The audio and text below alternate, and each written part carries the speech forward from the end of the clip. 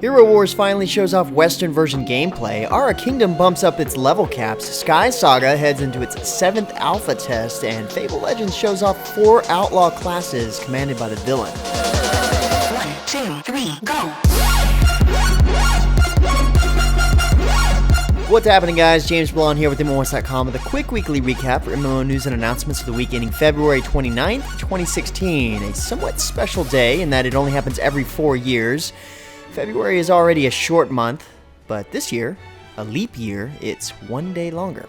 If your birthday is today, then you're particularly lucky. Just, hopefully if you don't celebrate it every 4 years, that would be kind of lame. Anyway, Smite blames the sale that they're currently having, making 29 skins 50% off on Chronos getting wasted at a party, but seems like his hangover is clearing up because the sale ends today. But starting out the news, Perfect World Entertainment announced last week that the latest expansion to Neverwinter, the Maze engine, is coming to PC on March 15th, and of course the Xbox One at a later date. This is the 9th module for the game, and it pits players against the newest threats to Neverwinter, Demon Lords Baphomet and Orcus. Down within the depths of the Underdark, Baphomet and his demons guard the Maze engine, a magical mechanical device that can warp the very fabric of reality. Go figure. At the same time, Orcus has taken control of Castle Never and reanimated defeated enemies of the past. Great. Perfect timing, right?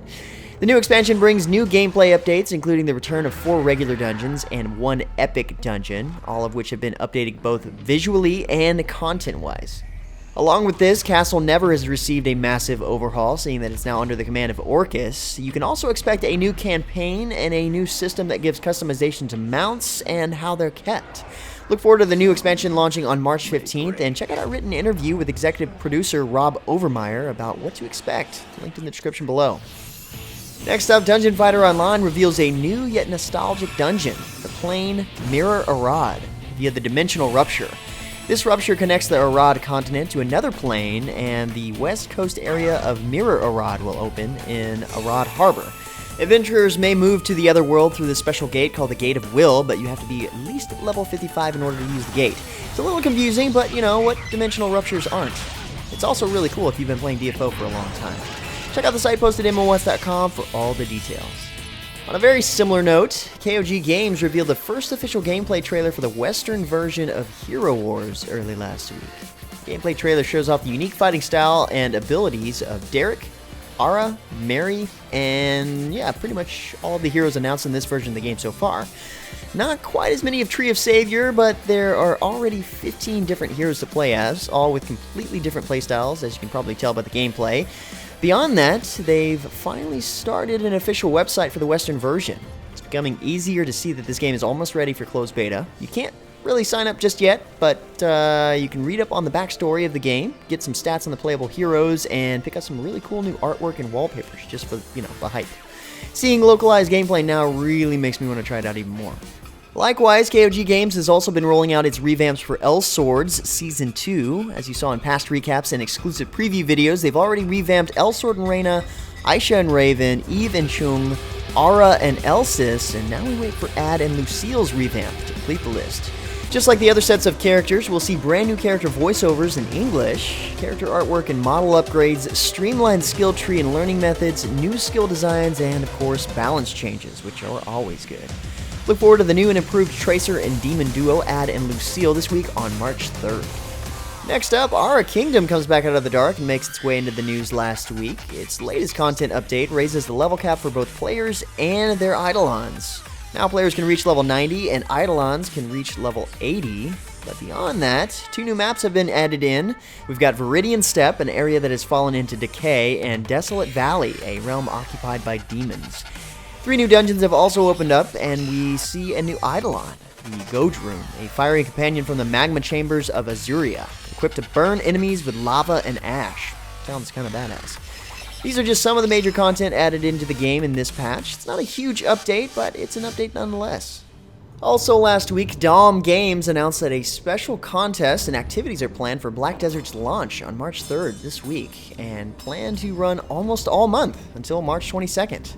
First up, they're hosting a Black Desert music video contest where players use the original game's score and background music to create an epic music video for a chance to win a limited edition Black Spirit statue and Black Desert t-shirt.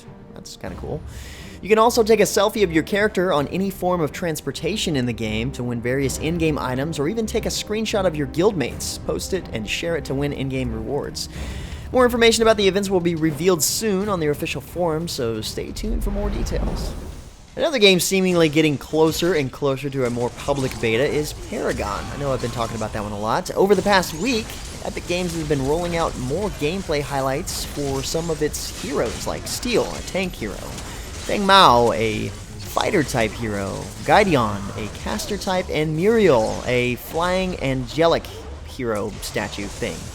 All of which videos can be downloaded freely in order to create your own videos, so it's pretty safe to say that Epic Games wants people to see this game and other people to show it off. Now, if they could just, let more of us in to try it out and actually show it off, I would like to do that. On a similar note, Paladins teases a new sniper type or bounty hunter champion named Kanessa, probably coming in patch 17. The most recent patch, patch 16, also known as Bringing Out the Big Guns, brings in the kill cam, so after you die, you'll be able to see exactly how you died through the eyes of your killer. They've made changes to the beacon, so now you can no longer fire or use abilities while holding the beacon, but you can still hop on your mount and travel with it. You just can't, pick it up if you're already on your mount. You have to get off first. But most of all the changes in this update were rolled out as bug fixes and improvements, including a new ultimate for Ruckus called Hexafire, where he roots himself in place and reveals 4 extra guns, 2 additional miniguns, and 2 rocket launchers, and all 6 guns fire all together for 5 seconds. Kind of OP. Beyond that, they've made changes to the cards yet again to bring more flexibility when it comes to creating card combinations, bringing back the ability to build decks of 5 cards to bring into a match. Stuff is always changing in this game, clearly, but, that's beta for you. At least HeroWarz is actually letting players in this early, well, some players, in order to help shape the game. Next up, Lionhead Studios shows off Outlaws and Fable Legends. Now, Outlaws are the villain's bandit troops at their disposal, but they also have some interesting ways of handling the heroes passing through. In the game, there are 4 classes of Outlaws: the melee, ranged, the thug, and the hornblower, each one having a special ability that can pretty much ruin your day in most cases. The melee consists of baddies that wield swords, axes, hammers, pretty much the run-of-the-mill until you experience their special power, which is a confusion tonic that will actually invert your movement controls, making it a lot harder to react to the incoming damage. The ranged Outlaws wield a stun arrow that freezes heroes in place for a brief second, perfect to combine with other ranged abilities that deal heavy damage. The Hornblower wields a nasty cannon, but their special ability is essentially a rally cry that instantly bloodlusts other enemies, even across the entire map. This removes their debuffs and it grants them a damage bonus. And finally, the most ruthless of all, in my opinion, the Thug. These guys are berserkers. In fact, that is their special ability. Go berserk. I mean, they're already Juggernaut-style enemies from the start, but using their special ability roids them up even further. It's really cool how the game is set up in this regard, but these are just some of the minions that the villain can throw at the heroes. Check out the entire video to get a better idea at the site post at MMOHuts.com. Also last week, the voxel-based sandbox crafting game Skysaga entered its 7th round of alpha testing, which it's been in for a little while now. Not really sure what's keeping them from beta, honestly.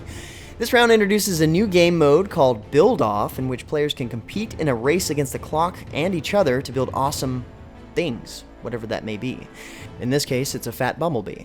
There's also new settler gear, an updated medal system, world adjustments, new NPCs, one of which will trade for your unwanted scrolls. This and more is already in the new update, but if you really like Skysaga, then you might like a new game that seems even further along called Portal Knights, which hit Steam Early Access recently, becoming fairly popular in the process.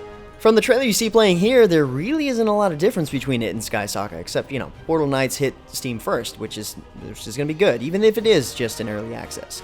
Oh, that and Portal Knights isn't free-to-play. We kind of found that out a little late and have a first look on it coming to you guys really soon, but it's having a special 20% discount for early access, if that kind of makes up for that. Yeah, sorry about the mishap there, thinking the game was free-to-play a little too quick, but look forward to seeing what the game has to offer when the first look goes live really soon. And finally, for a last bit of news, only because it's a big one for those of you who are interested, Armored Warfare released its newest update this past week that introduces a 3rd arms dealer, a deadly new premium tank, a rework to the PvE reward system, Matchmaker 2.0, retrofit and commander changes, and a brand new coastal threat map.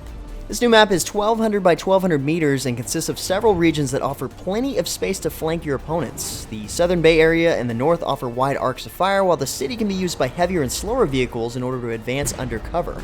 The new arms dealer, Zhang Feng, originates from China and brings in a roster of really dangerous main battle tanks available for all commanders. Not to mention the new deadly premium tank, the WZ-1224, I guess that's how you say that, a Tier 5 premium that is far different from anything previously built in China. Plenty more to learn about the new update from the site post at MMOHuts.com.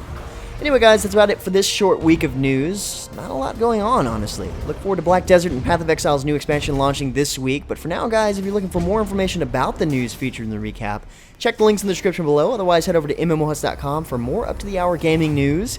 Feel free to discuss the news in the comments below and follow us on Facebook and Twitter. But until next time, guys, that's going to be it for me. I'm James Blonde. See you out there, gamers.